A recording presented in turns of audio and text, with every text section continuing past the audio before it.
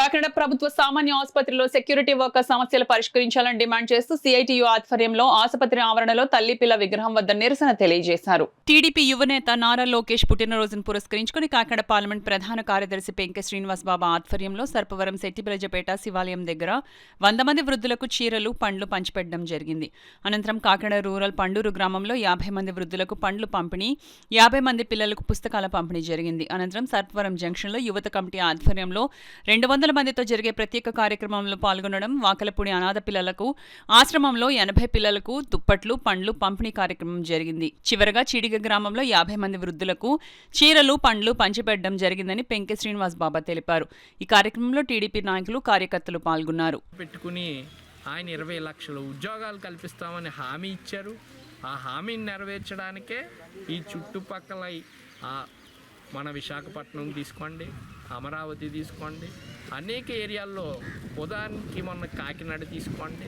కాకినాడలో కూడా 5,000 కోట్లతో ఒక ప్లాంట్ గ్రీన్ యూరియా ప్లాంట్ స్థాపిస్తుంది, అమోనియా ప్లాంట్. అలాగే అనేక ఆయన కార్యక్రమాలు. ఆయన వయసు తక్కువైనా సరే ఆయన చేసి పనులు చూస్తే చాలా ముద్దేస్తూ ఉంటుంది. ఖచ్చితంగా ఈ 5 సంవత్సరాలు గడిచినప్పటికీ ఆయన చేసిన పనులు ఏం చేశారో అన్నది అభివృద్ధి బయటికి కనబడుతుంది. ఈరోజు అది ఏదో 1,00,000 కోట్లు 10 లక్షల కోట్లు వస్తున్నాయి మాకేటి అనిపించవచ్చు, కానీ రేపొద్దున మన పిల్లలకి భవిష్యత్తు అదే. ఒక్కసారి ఇండస్ట్రీలు వచ్చినాయి అంటే వాటి మీద ఆధారపడి ఎంతోమంది జీవనోపాధి కల్పిస్తారు. అంతేకాకుండా ఎయిర్పోర్ట్ తీసుకోండి. ఎప్పటి నుంచో పెండింగ్లో ఉన్న ఎయిర్పోర్ట్ని వైజాగ్ దగ్గర చాలా భోగాపురం ఎయిర్పోర్ట్ చాలా స్పీడ్గా ఇంచుమించు సంవత్సరంన్నరలో అయిపోయింది.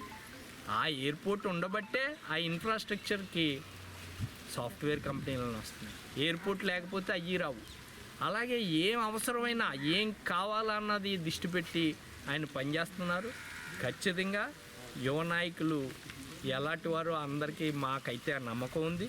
ప్రజలకు కూడా ఈ 2-3 సంవత్సరాల్లో ఆయన చేసిన పనులకి ఖచ్చితంగా ఆయనకి ఎప్పుడు ఆయన